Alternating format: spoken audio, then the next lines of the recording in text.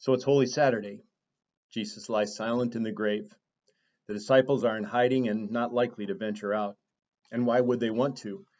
What were they to do with their lives now that Jesus was dead? The disciples felt lost, helpless, hopeless, and alone.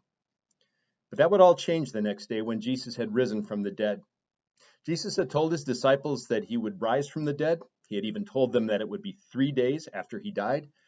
And this was the Jesus who had proven he had power over death by raising Lazarus and Jairus' daughter and that widow from Nain's son.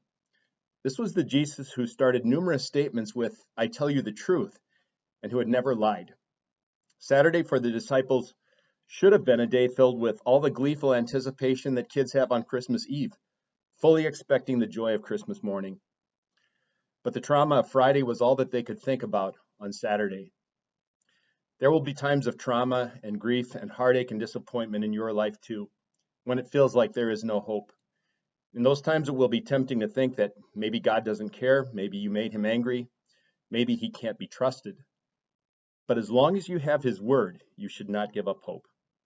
Because after the silence and gloom of Saturday came the joy of Jesus' promise fulfilled on Sunday.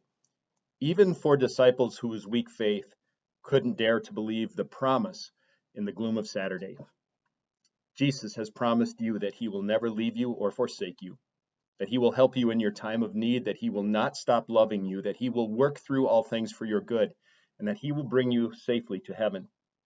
When you are facing a time in your life like Saturday felt to Jesus' disciples, still cling to the promises of your reliable and risen Jesus.